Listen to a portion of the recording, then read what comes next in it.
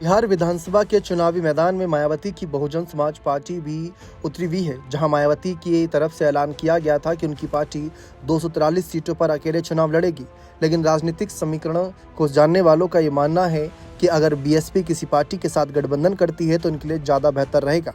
अगर देखा जाए तो ऐसा नहीं है कि हाल फिलहाल में मायावती की पार्टी ने कभी किसी से कोई गठबंधन किया ही ना हो।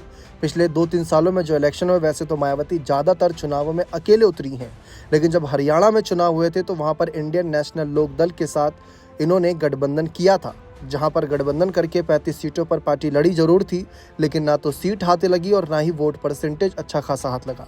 अब बीएसपी एक राष्ट्रीय पार्टी है, इसीलिए राष्ट्रीय पार्टी का दर्जा बरकरार रखने के लिए उसे अलग अलग राज्यों से वोट परसेंटेज निकालने हैं, अपने विधायक निकालने हैं, जिताने हैं, जिसके चलते उनकी राष्ट्रीय पार्टी का दर्जा बरकरार रहे। आकाश आनंद के कंधों पर यह जिम्मेदारी है। आकाश आनंद और रामजी गौतम को आगे कर रखा है मायावती ने। देखा जाए तो आकाश आनंद पर सबकी नज़रें इस वजह से भी हैं क्योंकि जो भी इलेक्शन पिछले 2024 के साल में देखने को मिले, वहां पर बीएसपी को बुरी हार मिली, क्योंकि आकाश को ही वहां जिम्मेदारी दे रखी थी। हार के कई कारण बताए गए अलग अलग, लेकिन अब फिलहाल माना जा रहा है कि मायावती के नेतृत्व में आकाश आनंद आगे बढ़ रहे हैं, और ऐसे में अगर वह लालू या तेजस्वी से बात करते हैं गठबंधन की, तो शायद मामला आगे बढ़े। या इसके साथ साथ अगर तीसरा मोर्चा बनाते हैं जिसमें ओवैसी की पार्टी की बात कर ले या फिर कुछ अन्य छोटे दलों को शामिल करते हैं, तो वहां से भी खेल बिगड़ सकता है। वहां से भी मायावती का तीसरा मोर्चा काम कर सकता है। लेकिन ऐसी कंडीशन क्या बनेगी? क्या आकाश आनंद ये सोचेंगे कि गठबंधन किया जाए? क्योंकि ऐसा लग रहा है कि अब तो वो अकेले ही उतरेंगे, अकेले ही अपनी लिस्ट तैयार कर रहे हैं, किसी और पार्टी का साथ नहीं लेंगे। बिहार में बड़ी संख्या में दलित वोटर्स हैं। अगर यहाँ पर बड़ा खेल कर लेती है बीएसपी तो किंग मेकर की भूमिका में आ सकती है। लेकिन फिलहाल कैसे क्या कुछ रणनीति रहेगी, इस पर सवाल है। देखिए, जब 2019 के समय हमने देखा था, उससे पहले भी लालू यादव की कोशिश थी कि मायावती से नज़दीकियां बढ़ाई जाए। जब सपा बसपा का गठबंधन हुआ था तो इस पर लालू यादव ने काफ़ी खुशी जताई थी।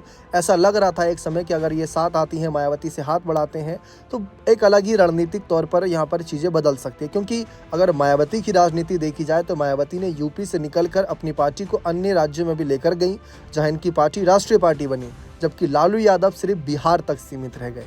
इसीलिए दूसरी पार्टियों के सहारे कहीं ना कहीं एक रणनीति रहती है कि आगे बढ़ा जाए, लेकिन यहाँ पर वो रणनीति अभी फिलहाल नज़र नहीं आ रही।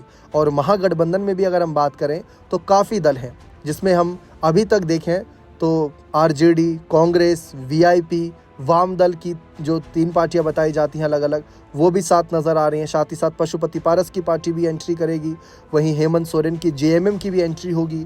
ओवैसी भी चाहते थे कि गठबंधन में उन्हें भी शामिल किया जाए, लेकिन फिलहाल ऐसा नहीं है। तो मायावती ने अपना फैसला पहले ही ले रखा है कि वो अकेले चुनाव लड़ेंगी।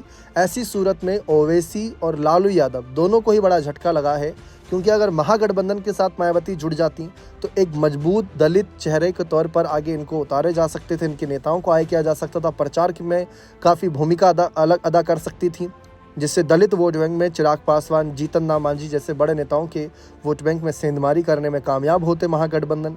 उसके बाद ओवैसी अगर साथ रहते तो मुस्लिम चेहरों में सेंधमारी करी जाती, लेकिन अगर ओवैसी और मायावती साथ आ जाते तो शायद खेल बिगड़ता।